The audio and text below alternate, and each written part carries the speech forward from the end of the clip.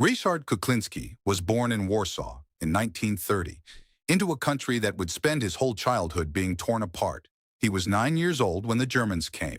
His father joined the underground resistance, was arrested, and died in a Nazi camp. The boy grew up in a flattened city, in a country carved apart twice in a single lifetime, once by Berlin, once by Moscow. When the war ended and the communists took Poland, Kuklinski did what a poor, fatherless, ambitious young man did to survive. He joined the army. It fed him. It promoted him. It gave a boy from the rubble a future no one else was offering. And he was good at it.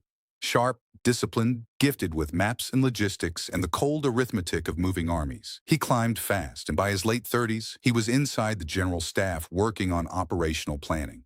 The machinery of how forces mass, move, and strike. That access is exactly what poisoned his faith. Because from where he now sat, Kuklinski could read the plans the way Moscow really drew them. And one document, more than any other, changed the direction of his life. It laid out how a war with NATO would actually be fought. The Warsaw Pact would surge west across Germany, and Poland would be the launch pad for the whole offensive. And when NATO struck back, as every planner in that building knew it would, with nuclear weapons, those weapons would fall on Polish soil.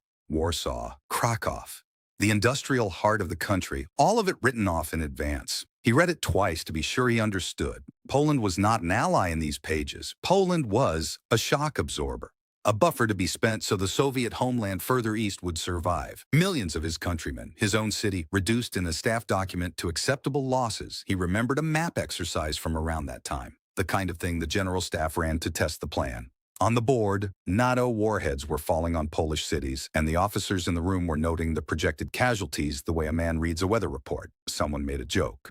Someone laughed. And Kuklinski sat there and realized that in this building, his country was already dead. It had been buried in advance, in a document with a stamp on it, by men who would themselves be far to the east when the sky came down on Warsaw. That night, he did not sleep. He looked at his sons and did the arithmetic he had just watched other men do so casually, and the numbers were his own family. He sat with that for a long time. Then, in 1968, he helped move Polish troops into Czechoslovakia to crush the Prague Spring, and in 1970 he watched that same army gun down workers on the Baltic coast over the price of bread. A question had lodged itself in him and would not come loose. What, exactly, was he serving? He did not answer it with a speech or a resignation or a bottle. He answered it 2 years later with a letter, and by taking a risk so reckless it should have gotten him killed in the first month. In the summer of 1972, Kuklinski did something that should have been impossible for a senior Warsaw Pact officer. He went sailing. He was a passionate yachtsman, and the army indulged it. A trusted colonel taking a small crew on a boat through the harbors of Western Europe was good optics. A loyal officer enjoying the rewards of his rank, nothing more. The trust in him was total. That trust was the weapon he had decided to turn. From a Western European port, he sat down and wrote a letter to the American embassy. He did not sign his name. He wrote that he was a foreign military officer, that he wished to meet Americans, and that he had something worth their while. He chose his words like a man diffusing a bomb because that is what they were. Then he mailed it, sailed on, and waited to find out if he had just signed his own death warrant. Sit with the nerve that took. He had no training in any of this. No handler, no fallback, no way to know whether his letter would reach the right desk or land in front of a Soviet asset who would ship it straight back to Moscow. If it went wrong, there would be no trial. There would be a car, a cellar, and silence for him and very likely for his wife and sons. But the letter reached the CIA, and the CIA could not believe what had just walked in the door. They were careful at first, suspicious to the point of paranoia, which was their job. A senior officer offering the crown jewels for free was exactly the shape of a trap, a double agent sent to feed them poison and watch them swallow it. So they tested him, they watched him, they asked for things only a genuine insider could bring. And what he brought was so specific, so obviously real, so far beyond anything a plant would ever be permitted to surrender that the doubt died. There is a moment every intelligence service dreams of and almost never gets. The moment a walk-in turns out to be the real thing. And not just real, but golden. When Kuklinski's first serious material reached the analysts, they checked it against everything they already knew and everything they only suspected. And the pieces fit like a key in a lock. Details they had spent years trying to confirm from the outside were simply there, in his hand, described from the inside by a man who had helped write them. You cannot fake that. A double agent is fed a careful diet of half-truths. He cannot casually hand over the actual mechanics of the Warsaw Pact because no service on Earth would ever risk letting that much truth out the door, even as bait. The men running him understood quickly that they were not holding a good source. They were holding the source, the single, best-placed human being the West had ever had inside the enemy's war machine. And they understood something else that kept them awake. A man this valuable was also this fragile. He had no cover team, no diplomatic immunity, no way out if it went wrong. He was one careless move from a wall. Protecting him would become almost as important and almost as hard as using what he gave. They gave him a name for their own files, an American-sounding cover he would carry the rest of his life. Jack Strong. His main handler became a CIA officer Kuklinski knew as Daniel, in reality a man named David Forden. And over the years, the two built something rare in that world. Not a transaction, but a kind of trust between men who could never fully be themselves with anyone else. The early meetings were their own kind of ordeal. They happened abroad at first, on the rare official trips a trusted officer could make, in safe apartments and quiet cars where a single wrong witness could end everything. Kuklinski would arrive having shaken any tale, sit across from men whose real names he did not know, and lay out the internal workings of the Warsaw Pact from memory while they tried to decide whether he was a gift or a bomb. Why? They asked him, more than once. Everyone had an angle. Money. Grudges, blackmail, waiting to be sprung. They needed to know his because a source without a reason is a source you cannot trust. His answer never changed. He was doing it for Poland so that when the war came, his country would not simply be spent like ammunition. He told them he did not want to be paid, that the moment money entered it, he became something he refused to be. They set aside funds for him anyway, in an account he would rarely touch, because it made no sense to them that a man would carry this much risk for nothing but a principle.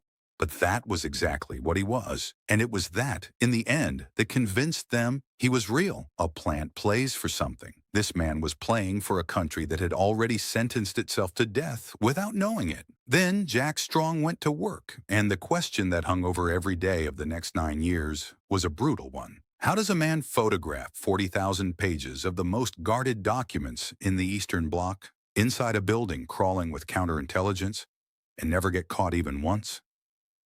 The tradecraft was ruthless in its simplicity. The CIA gave him a camera small enough to close inside a fist. When a document crossed his desk, a war plan, a mobilization table, the manual for a new weapon, he photographed it page by page, often in his own office, door unlocked, colleagues a few meters away down the corridor. A locked door invited questions. An unlocked one looked like a man with nothing to hide.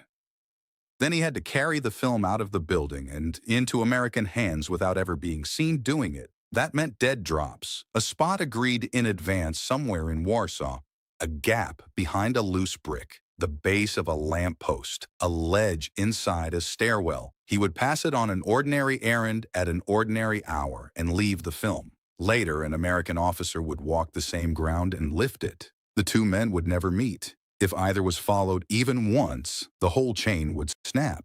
The Americans also gave him a small electronic device they called discus for passing short bursts of text hand to hand without a word. A woman with a stroller, a man folding a newspaper on a bench. A signal traded in broad daylight, invisible to anyone who didn't know to look. And the danger was not occasional. It never once let up. There was a night he would remember for the rest of his life.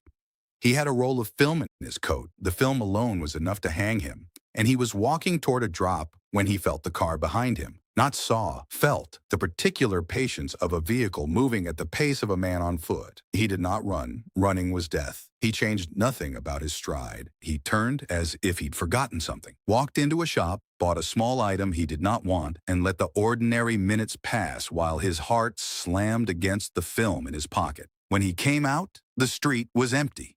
Maybe it had been nothing, maybe it had been everything, and he had simply passed the test. He never made the drop that night.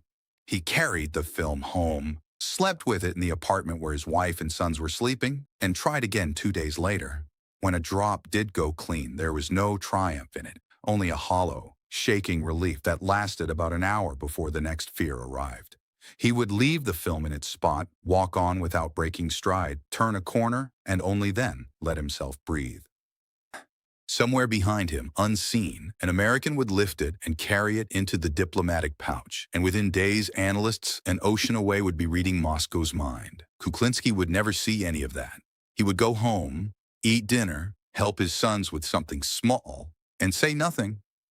The most important man in the Cold War's secret war, sitting at a kitchen table, unable to tell a soul what he had done that afternoon. That was the loneliness of it, not the danger. The danger he had made a strange peace with. It was that the one thing that gave his life meaning was the one thing he could never share with the people he loved most. He learned to read the city like a hunted animal.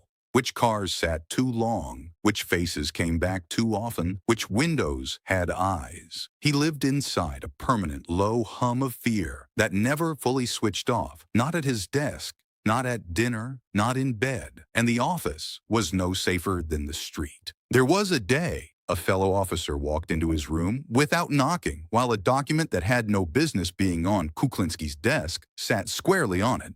He did not flinch. He slid a routine folder halfway across it as he rose to greet the man, complained about the workload, offered a cigarette, and walked his visitor back toward the door with a hand on his shoulder, all while the most sensitive plan in the building lay a few inches from a pair of curious eyes. The officer never looked down. He never knew how close he'd come to being the man who ended the Cold War's greatest source. That was the life. Not one moment of danger, but 10,000 of them strung end to end across 9 years, any one of which could have been the last. A stamp noticed out of place, a film canister that rolled the wrong way in a pocket, a single question asked by the wrong person on the wrong afternoon. And still he went back. Once, twice, a dozen times, 100, because what he was handing over was rewriting the balance of the Cold War. The CIA was now reading the Soviet plan for a war in Europe almost before the ink was dry. They learned where the Warsaw Pact hid its wartime command bunkers, the reinforced sites from which Moscow intended to run the fight.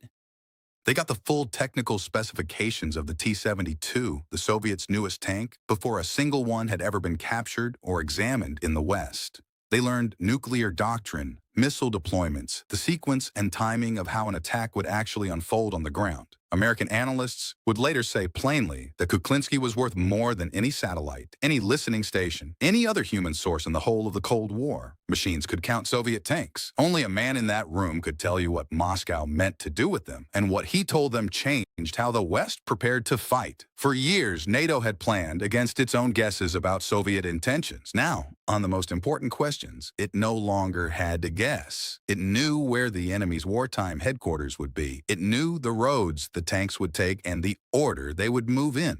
It knew that the Soviet plan did not intend a slow buildup the West could watch for weeks, but a fast surprise surge. And that changed everything about how the West watched for warning signs.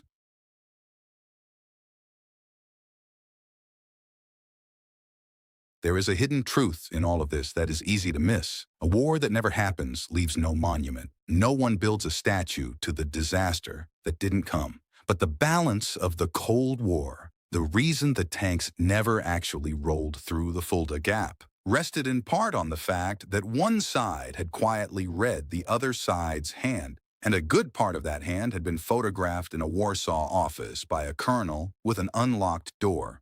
He was, one American would later say, worth an entire army, and he had come to them for free.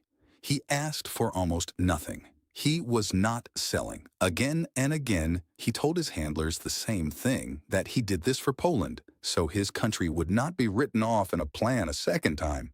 But being that valuable carried its own poison. Every document that passed through his hands was one more chance for a copy to surface somewhere it never should, and for Moscow to start asking a single fatal question. How did the Americans know that? And in the autumn of 1980, the ground beneath him began to move. The trouble had a name, and the name was solidarity. Across Poland, workers were organizing on a scale no one had seen behind the Iron Curtain. Strikes spread out from the shipyards until millions of people had joined an independent trade union the communist state could neither control nor stomach. It was the widest crack in Soviet bloc rule in a generation. And from his desk at the top of the general staff, Kuklinski watched the regime decide how to slam that crack shut. Once again, he was holding the plan before it happened. Martial law, a single coordinated blow across the whole country, arrest the Solidarity leadership overnight, tanks in the streets by dawn, borders sealed, telephones cut, the movement crushed before it could wake up and resist, and Kuklinski was one of the officers trusted to help prepare it. This was the sharpest edge he had ever stood on. He was helping to draft the plan to crush the very movement that carried everything he secretly believed in, the first real chance in his lifetime that ordinary Poles might loosen the grip of the men who had written his country off. He sat in the meetings. He shaped the documents. He wore the mask of a loyal officer, preparing to put his own countrymen under the boot. And every page he helped write, he copied and sent west. There was an agony in it he never fully spoke about. Part of him hoped, right up to the end, that the plan he was building would somehow never be used. That the pressure of the West knowing the risk of exposure, something would make Moscow blink. He had spent 9 years believing that information handed to the right people could change what happened.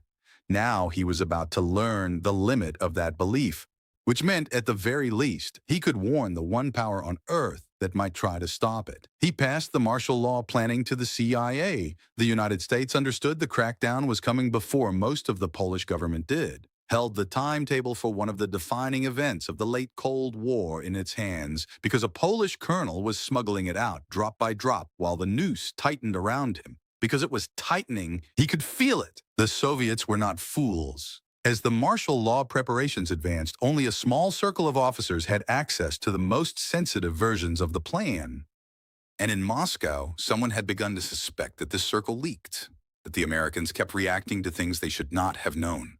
The KGB started shortening the list of men who could be the source. Kuklinski felt it before he could prove it. A meeting that ran strange, a document that had been exactly where he left it, and then somehow not. The specific silence of being watched by professionals, 9 years of raw nerves, had sharpened his instincts into something close to a sixth sense, and every part of him was now screaming the same word. There was one signal in particular he could not talk himself out of. Word reached him that the Soviets had grown certain there was a leak at the top of the Polish staff, that they had reacted to something the Americans did, traced the impossibility of it backward, and concluded a very small number of men had to be the source. He knew that list. He was on it. He could count the names on one hand, and he understood exactly how a mole hunt like this ended. Not with a dramatic arrest, but with quiet observation, patience, the slow tightening of a circle until the trap was ready to close all at once. He began to see it everywhere. A colleague who lingered a moment too long at his door, a phone call that clicked, the sense walking to his car that the ordinary morning had been arranged around him. He could not tell how much was real and how much was 9 years of fear finally coming due. But he knew this: if he waited until he was certain, it would already be too late. Certainty in his world was the sound of the cell door. Run. At home, his wife Hanka had learned long ago not to ask what he carried in his coat or why he sometimes stood at the window watching the street below for too long. But she could read his face across a room, and his face in those weeks told her enough. In early November 1981, Kuklinski sent an emergency signal to his handlers. The message was as simple as it was terrifying. The net is closing. Get me out. And I am not leaving without my family. Now everything balanced on a blade. Run too soon over a false alarm, and he would burn the most valuable source the agency had. Wait too long to be certain, and he, his wife, and his 2 grown sons would vanish into a KGB cellar, and no one would ever see any of them again. So here was the impossible problem the CIA now had to solve in a matter of days. How do you smuggle an entire family out of a police state that is already hunting for a traitor in the exact department where your man sits? The Americans moved fast because they understood exactly what would happen if they were slow.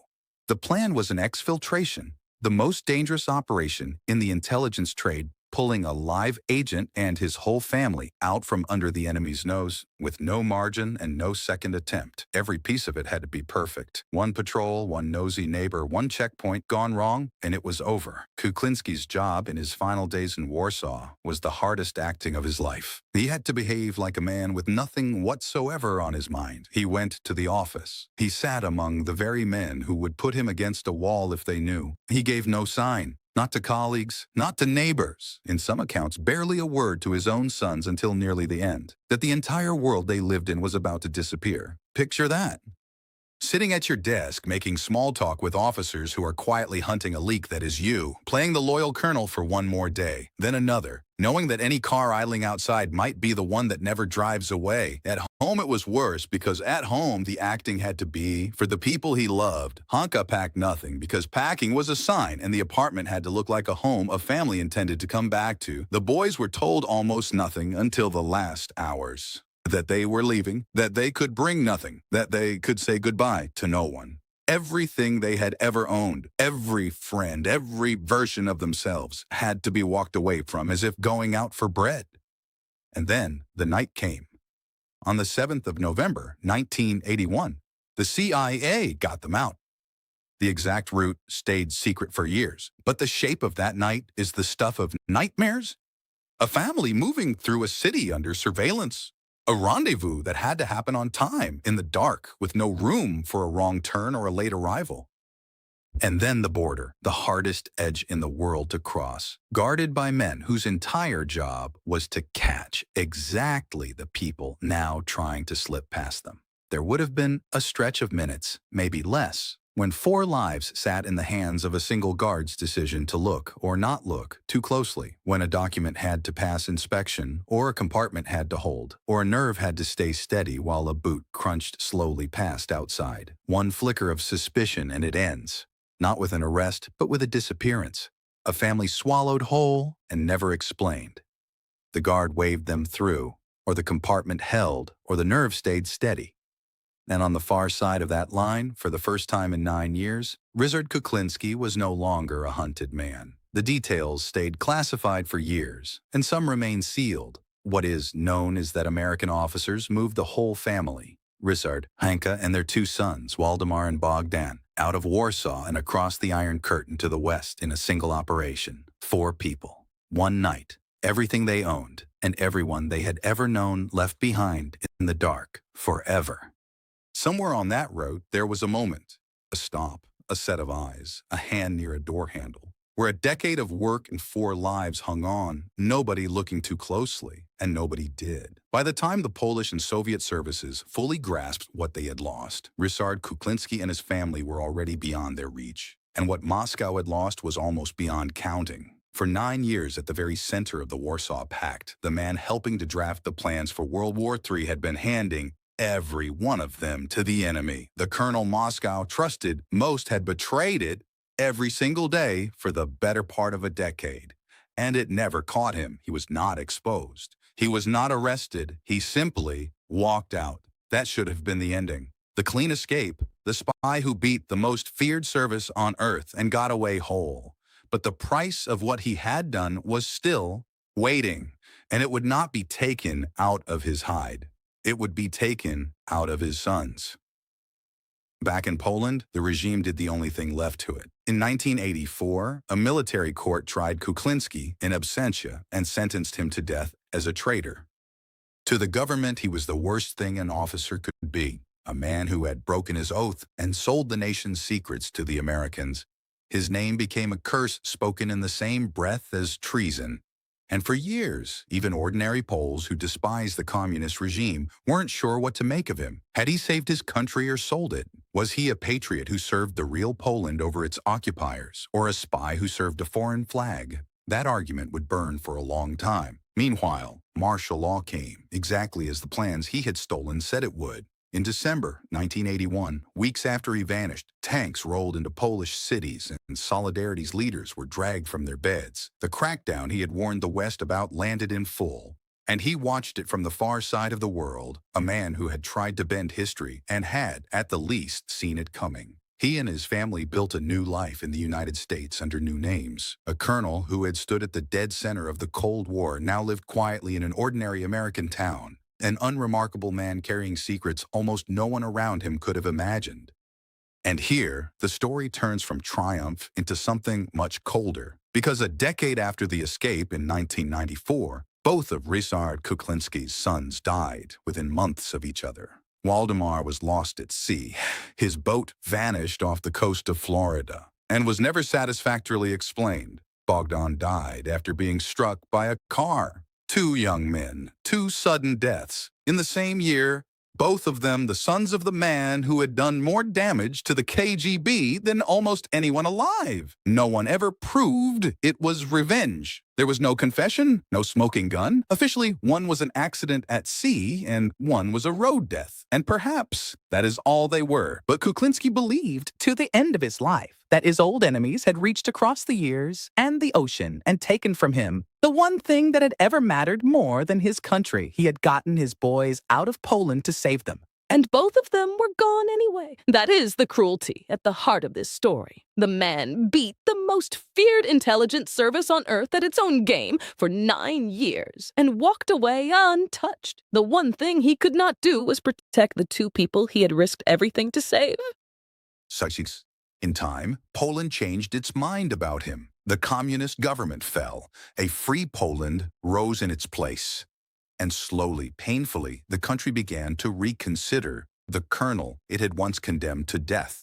His defenders argued what he had argued all along, that he had served the true Poland against the men who had turned its army into the tool of a foreign power. In 1997, the death sentence was annulled and Kuklinski was formally rehabilitated. The traitor became, in the official record, a hero. He returned to the country he had fled, walked its streets as an honored guest, and was hailed by some as the first Polish officer to have served the West, a man who had chosen his nation over its occupiers when the choice cost him everything. He died in the United States in 2004. His ashes were carried back to Warsaw and buried with military honors among the country's distinguished dead. The boy from the bombed-out city, the officer who read his nation's death warrant in a war plan and decided to do something about it, was finally laid to rest in Polish ground. Ryszard Kuklinski handed the West the Soviet plan for World War III. He warned it of a crackdown before it fell. He walked out of a police state one step ahead of the men hunting a traitor in his own department, and he did it without ever once being caught. And he spent the rest of his life knowing the escape had saved everyone but the two sons he loved. The man Moscow trusted most betrayed it for a decade. History decided he had been right to. It just made him pay in the only currency he had left.